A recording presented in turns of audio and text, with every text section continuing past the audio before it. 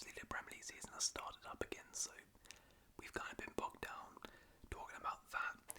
But of course, the transfer window is still open. A lot of moves have actually happened since we've last spoken, and a lot of moves still could happen.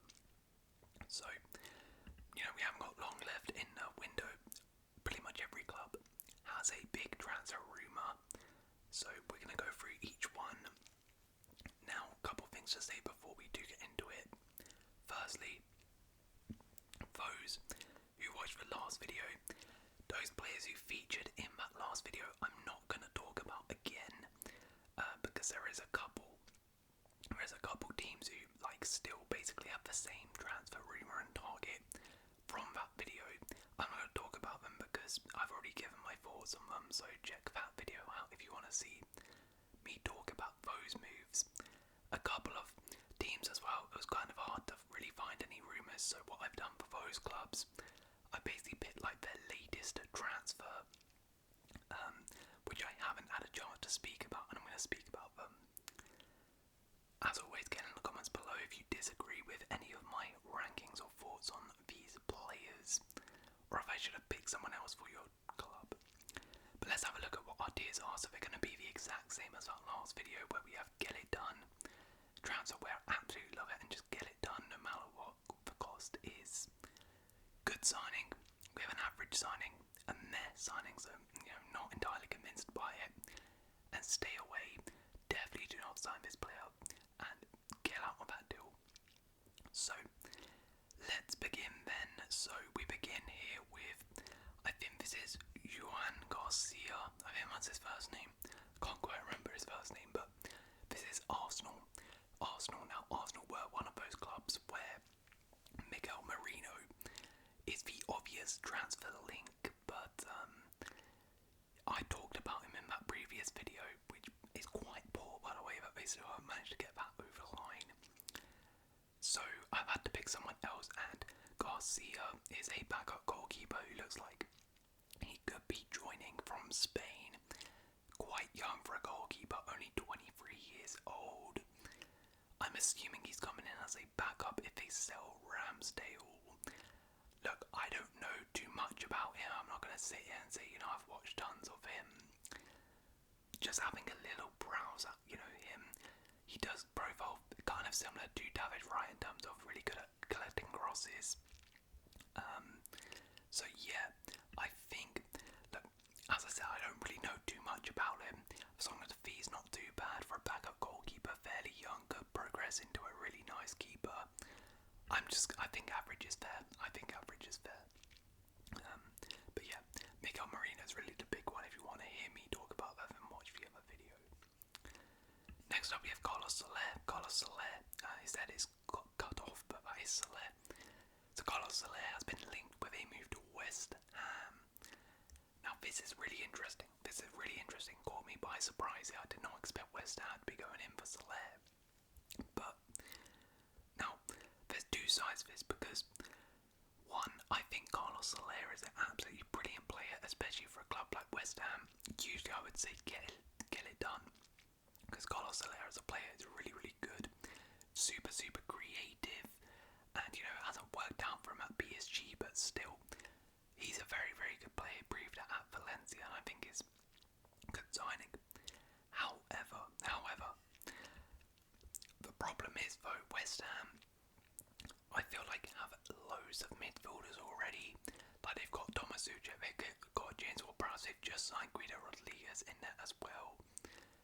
They've got Lucas Paquetá in there as well. So I'm thinking, okay, where exactly does Soler play? Does he start? Edson Alvarez in there as well. I don't think I mentioned him. Like, is he starting? They do. To be fair, they don't really have a profile like him. Someone who's quite creative. A lot of those players I named, besides Paquetá, are more like defensive-minded or like goal-scoring guys. Soler's much more of a creator. But I'm just not sure how necessary Soler really is. That being said, he is a good player, so I think for that reason he's a good signing, as long as the fee is not too bad, and the wages as well is could be a bit of a problem, because I'm guessing that PSG's on some high wages.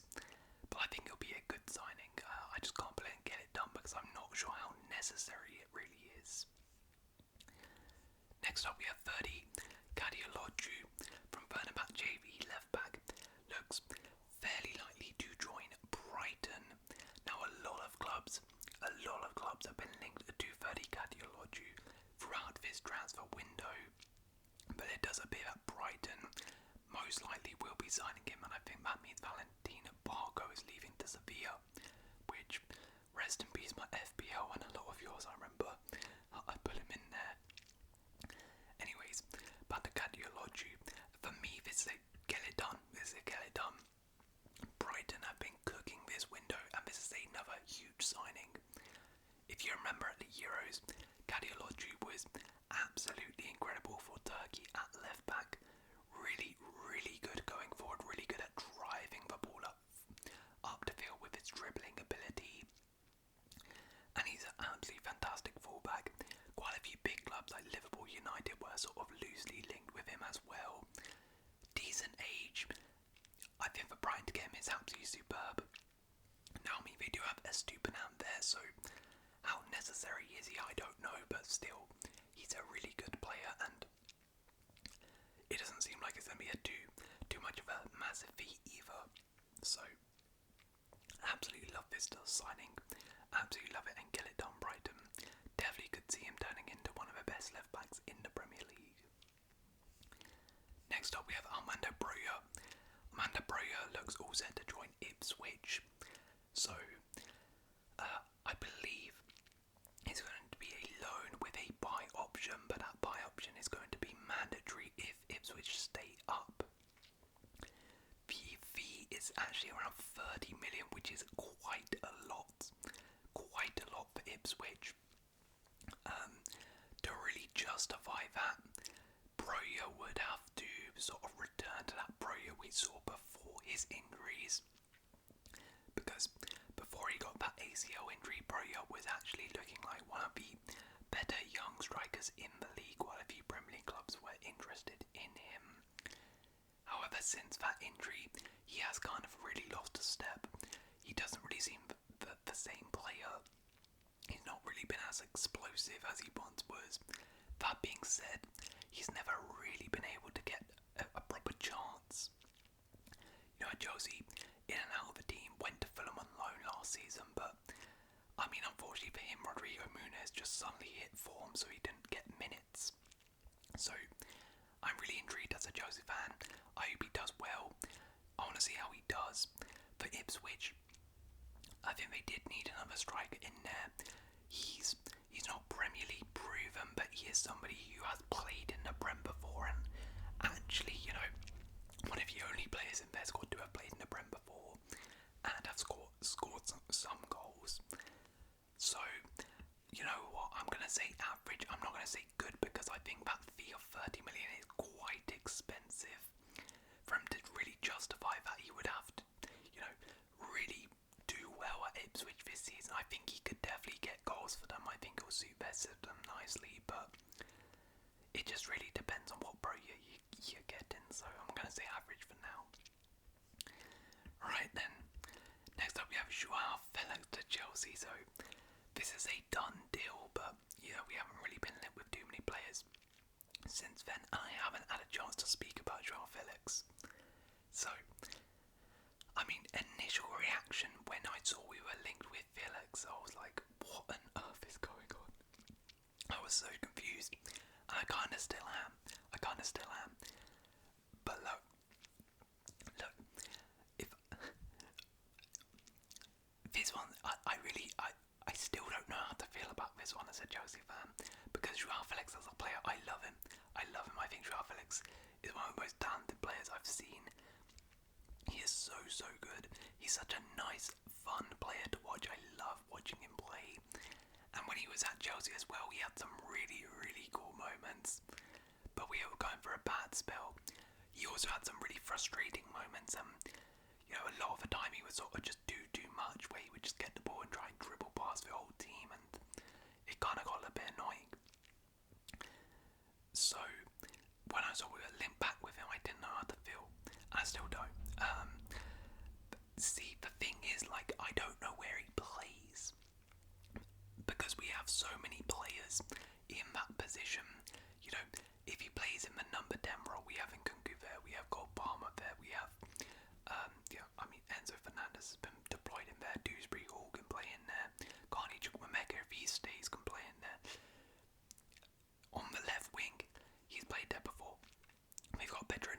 just signed him there. We've got, Sterling, to be honest, we're happy with Sterling still there. Mikhailo Mudryk is still there. Madueke can play on the left. Jackson can play on the left. Like, how many players? I don't know if he actually starts for us. That's the thing. I don't know. But I like the player. Maybe it's a bit of bias. I'm not going to say good signing because, as I said, it's not necessary. But if we do get the best out of Felix, then it could be a good signing. I'm going to say average. I'm going to say average signing. Just because there is that potential he could become, we all know his ability, there's that potential he could become like a superstar for us. Equally though, it could completely bust and be the biggest waste of money. We'll have to wait and see, so I think it balances out to an average signing. Right, next up, we have Santi Jimenez. Now, this is kind of like a dual one. So Nottingham Forest have been linked with a new striker, both Santi Jimenez and Eddie Nketiah, put in bids for both. At the moment of recording, I have no idea which one is joining, so I'm kind of just going to do them, like pretend this is Eddie Nketiah and Jimenez. Now, Santi Jimenez as a player, the Forest signing, oh wow, that's a get it done. Santi Jimenez is one of the better strikers, one of the best strikers outside of Europe's top 5 leagues. Still fairly young, has been exceptional in the Eredivisie for Feyenoord. I was expecting one of a bigger club like an Arsenal to sign him. I think I actually suggested him for a one player every club should sign. So for Forest again, that's a real coup. However, I am a little bit confused about why they're getting him or Eddie Nketiah. Like, they have Chris Wood and they have Taiwo Wanyi. They don't play a two-striker formation as far as I can remember. Chris Wood backed in goals last season. He's already backed in goals in the first game of the season. Taiwo Wanyi, when fit, has been exceptional for Forest in front of goal. So why are they signing another striker, and is he gonna play? Like, I don't know. It seems really odd to me. So I'm gonna drop it down to good signing. This is also the same for Eddie Nketiah. Eddie Nketiah would also be a good signing if they signed him. For similar reasons, Eddie Nketiah, when he's been given the chances at Arsenal, has been super clinical, has been pretty good. Kind of similar to Broja, where he's not Prem proven in terms of he's not had a season starting in the Prem and doing amazing. But he's always shown glimpses and he has lots of Prem experience. So yeah, both of them, whoever they get, will be good signings. Next up we have Justin Bijlow, who, another Feyenoord player. Southampton reportedly are interested in signing him. Now I'm not entirely sure about the fee for this, but for me, this would be a get it done, simply just based off that opening day fixture. Alex McCarthy started in goal, and I mean, he literally goes from the game with his stupid error playing out from the back. They need a better ball-playing goalkeeper. I know they have Gavin Bazunu, who is very good with the ball at his feet, but the problem with him is his shot stopping isn't the best. Justin Bijlow, I mean, I haven't watched tons of him, but I would imagine playing for Feyenoord, his ball-playing ability is pretty good for a goalkeeper. And you would hope his shot stopping is pretty good. He has experience playing in Europe. He's been at Feyenoord for a while now. I wouldn't imagine it'd be a massive feat to get him. I think they do need another goalkeeper off a base of what I saw. So yeah, get it done. Southampton, I like that signing a lot. Right, the third Feyenoord player in a row. I promise not everyone's going to be Feyenoord players. But next up we have David Hancko. Now, this one, admittedly so, is very unlikely to happen. But the problem was, Man United, heavily linked to Garcia, of course. I already covered him in the last video. That's still rumbling on. And besides Garcia, they haven't really been linked to anybody else. The only other sort of serious link I could find was David Hancko from Feyenoord, but this was kind of weeks ago. Now, this probably won't happen, but theoretically, if it was to happen, I think this would actually be a good signing.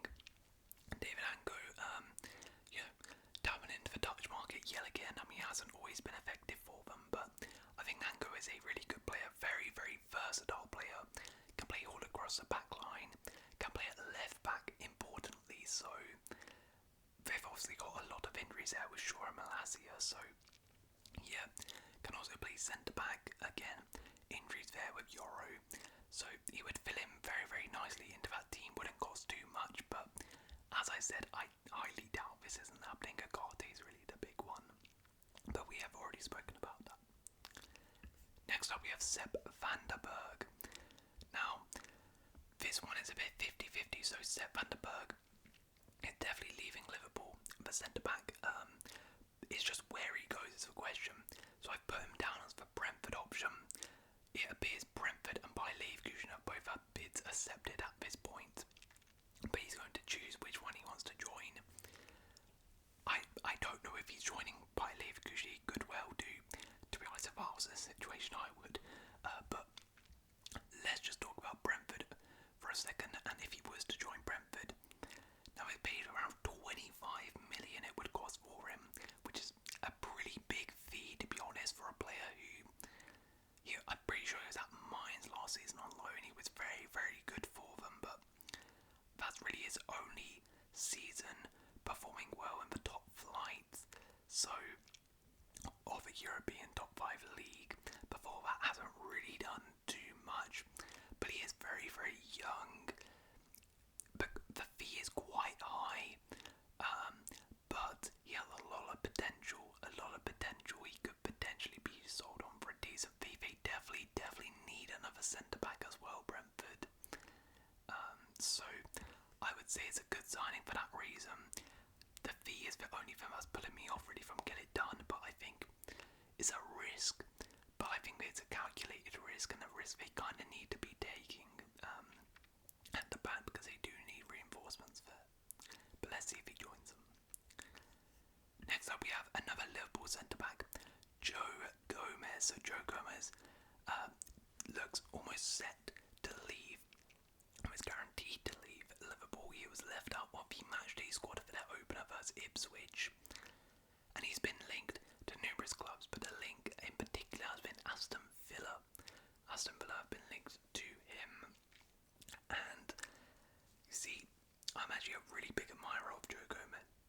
I think that he can play all across the back line. He can do it pretty effectively. Obviously, the last few years it hasn't necessarily been his best. At one point, he looked like he was going to be the best English centre-back we have, but hasn't really worked out like that. But he's still a really, really solid, useful player. Now, from a Villa perspective, though, I mean, it would be a good option to add more depth at the back, certainly. But it really depends on the fee for me, because I'm not sure how much I would be willing to pay for someone who I don't know how much he starts, or if he does start.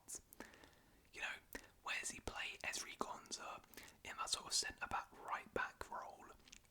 I can see Gomez playing there, but is he Belev and Konsa at that role? Probably not. I mean, it's pretty close between them.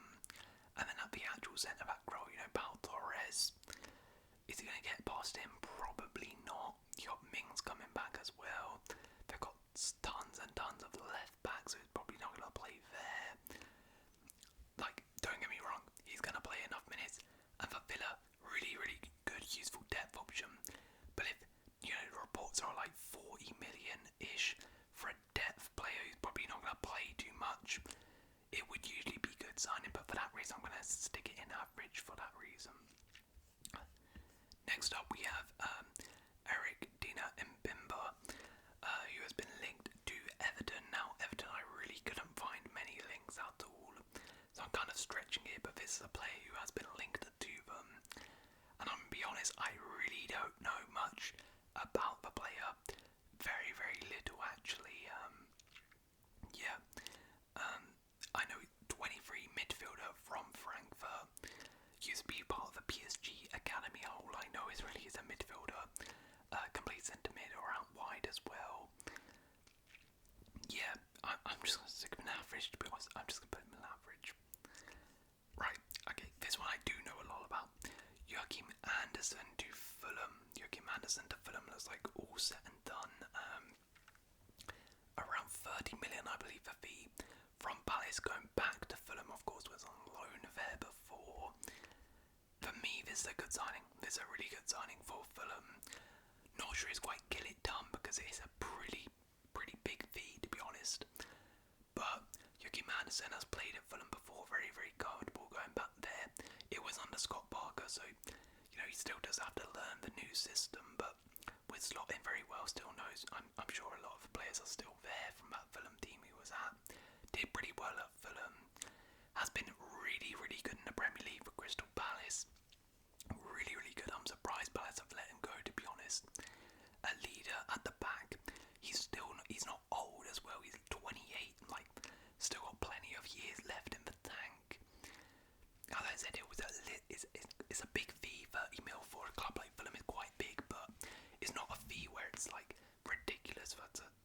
It's a decent fee. They need a centre back to replace Dawson. I like it a lot. Good signing. Next up, we have Aaron Ramsdale has been linked rather surprisingly to Wolves. Now, I think they want a loan with an obligational option to buy. And for me, this is a meh. I don't really understand it from a Wolves perspective. Because, firstly, I feel like they have more pressing issues than goalkeeper. Definitely. Another centre-back potentially to replace Gilman. They still haven't actually replaced, as of recording, Neto. They were meant to get this guy from Ajax, but I don't know what's happened there. So to get goalkeeper, I don't even know. I don't think they need a goalkeeper at all. Jose Sarr, in my opinion, is perfectly fine as a keeper. In terms of shot stopping, Jose Sarr is absolutely superb. Yeah, sure, on the ball maybe not the best, but pure shot stopping, Sarr is fantastic. It's not like he's old either. He's 30. So, do they need Ramsdale? I don't think so. That being said, it's not a stay away because Ramsdale is probably an upgrade on Jose Sarr. So yeah, and I guess it's a case of they've seen an opportunity to sign the player, so they're gonna take it. But yeah, I don't necessarily understand it unless Jose Sarr's looking to leave, but I haven't really seen anything about that. So yeah, it's a meh for me. I just don't really know if it's a necessary move by Wolves. Next up, we have Edmund Tapsoba. Now, Tapsoba has been linked to Newcastle. Obviously, I've been pursuing Mark Gay quite a bit, but it does seem like that deal isn't going to go through, or could still go through potentially, but they're kind of being priced out of the deal by Palace. So they've looked at alternatives. One of the other alternatives was Axel Disasi, which was really crazy, but Edmund Tapsoba is the guy I've chosen because he was another alternative they're looking at, and good signing. Good signing. Actually, you know what? I'm going to say Gildum. Really, really good signing.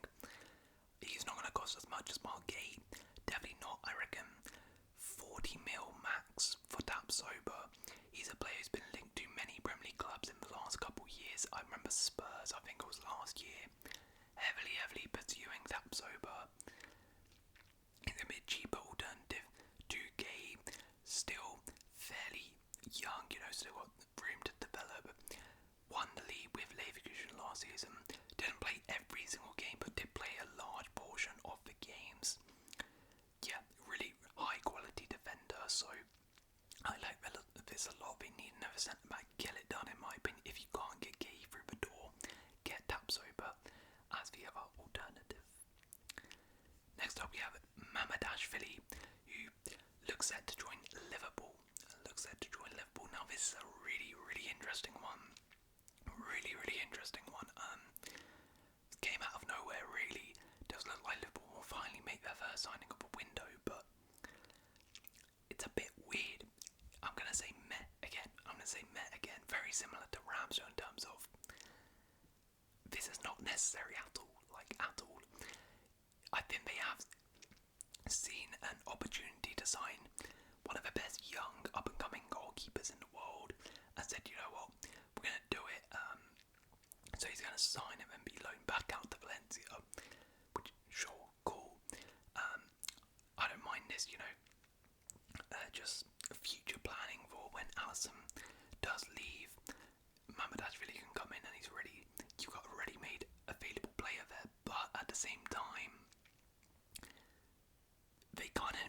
address their squad right now. Like, they're not getting super Mendy. They need another midfielder in there. So surely that would be your priority rather than doing this. I don't know. Don't get me wrong, Ramones really as a keeper is absolutely incredible. I love him. So good for Georgia at the Euros. So good for Valencia. Such a good shot stopper. But again, like Ramsdale, I'm not sure it's necessary or priority right now. So I'm going to say meh for that reason. But I do think it is a good player. Next up we have Kadioglu, who very surprisingly has been linked to Manchester City. I didn't really see this one coming. So yeah, the Celtic striker has been linked to Manchester City recently. A bit of a weird move, but when I sort of start learning about it and start processing it, I'm like, okay, actually kind of makes sense. So Friashi has, in terms of the way he plays, I think it suits Man City very, very well. Extremely good in link-up play. Can play very versatile, can play striker or left wing. Is a sort of different profile to a Erling Haaland up front. In that sort of Julian Alvarez mould, I would say Kadioglu is, very creative, good passing, good dribbling. It didn't necessarily have his most exceptional year last year, but was still very good, and he's been overall exceptional for Celtic since joining them. Like, for that reason, I would say, like, good signing or something. But I'm dropping it to average just because, one, he's 29, so it's not like he's young. He is 29, so they kind of need him to come in and hit the ground running straight away.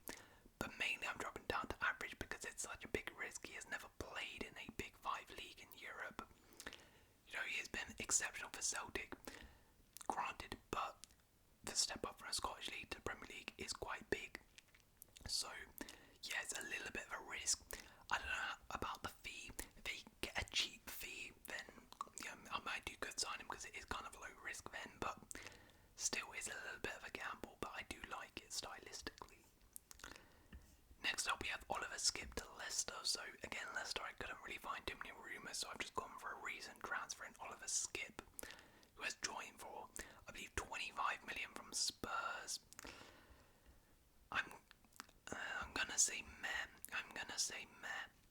I think Oliver Skip is a solid player. He's a solid player. He definitely needed a move for himself. He definitely needed to get out of Spurs and get some regular minutes under his belt. But that's the reason I put it in there, because he's a player who has never had consistent minutes in the Premier League. Kind of similar to Broja and Nketiah and some other players where he sort of had a couple minutes here and there, but he's never started a full Premier League season in his career. He has done in the Championship and was pretty good. I think it was for Norwich. But yeah, just for that reason, it's quite a big fee for a player who hasn't necessarily proven himself in the Premier League yet. Oliver Skip could become a good player, and alongside Harry Winks would be pretty funny if those two balled out. But yeah, Leicester need another midfielder. They did get it, but I'm just not entirely convinced right now in terms of that fee for a player who's not really proven himself in the Premier League.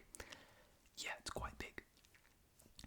Next up we have Trevor Chalobah, who has been linked to Crystal Palace. I couldn't really find too much, but Trevor Chalobah has been linked, and get it done. In my opinion, like, this is a no-brainer. I'm so shocked that Chalobah is actually still with us, because obviously I would like him to stay, but if I was a club, I'll be going in for Chalobah straight away. A team like Crystal Palace, because obviously if they've lost Joachim Anderson, they need another centre back. Trevor Chalobah is probably our best centre back at Chelsea, which is crazy that we're letting him go. He's not going to cost an arm and a leg. Probably max 25 mil. You could probably get him for 20. That's a good fee. That's less. You'll be making a profit from the Anderson move. It makes perfect sense in my opinion. He's still fairly young. He has the potential in my opinion. If he plays regular minutes, you could sell him on for some big profit back to another big club. So get it done. Next up we have Evan Nielsen to Bournemouth. Again, Bournemouth haven't really been linked to someone, so just went for a recent deal. Evan Nielsen signed to replace Dominic Solanke for a massive fee of like 42 million, I think it was. which is crazy that Bournemouth are spending that much money, but obviously they just got all that money from Solanke, so I guess they just spent it back. Good signing for me, good signing. I'm not gonna say like get it done. Well, I mean, I'm gonna make sense because it's already got done, but just in general, because of a fee, that is a big fee, so it's a bit of a risk. However, Evan Nilsson is somebody who has played very, very well for Porto. He is still fairly young. I think stylistically is a good fit in terms of replacing Solanke. He's also got he's proven on the Champions League level. I think he's got 4 goals in the Champions League last season in the group stages, which is pretty crazy that he's now playing for Bournemouth. But yeah, it's a little bit of a risk because it's such a large visa for somebody who has never played in a top 5 league in Europe. But still, he's played for one of the biggest clubs outside of that in Porto. Done very, very well, and I'm excited. I'm super, super excited about this one to see how he does. Okay, and finally Spurs. Again, Spurs haven't been linked to anybody of note, but Wilson Odobert is a signing which has recently been made. And this is a meh. I'm not in. Wilson Odobert showed glimpses last season for Burnley of a really good player. He is very, very young. If he's only 19, and he actually scored on his debut in the Championship for Burnley. I thought he was a really good player. However, they spent 30 million on him. He could develop into a really good player. It's just I'm not sure. I feel like Spurs should have gone for someone a bit more proven in the attack. I think that attack does need somebody else in there to help them score goals. Wilson Odobert could potentially be that guy, but it's potentially, and I feel like that money could be invested in someone like Chiesa, for example, has been linked to them in the past. I would rather pay that for him, just because they already have so many youngsters in there, like a Mikey Moore, like a Berg, like a Will Lancashire, in that attack. Are you adding another one in there? I know he has a bit more experience, but still, I feel like maybe just go get someone a bit more proven with that money, because they definitely need to bolster that attack. But look, I think Wilson Odobert is a good player and could potentially become good. Alright then, that's my ranking. Interestingly, I didn't have any in stay away, so I think all 20 Premier League clubs are making some decent business right now. But let me know if anyone should be in that stay away column. And if you have enjoyed this video, please consider subscribing. And I'll see you in another video.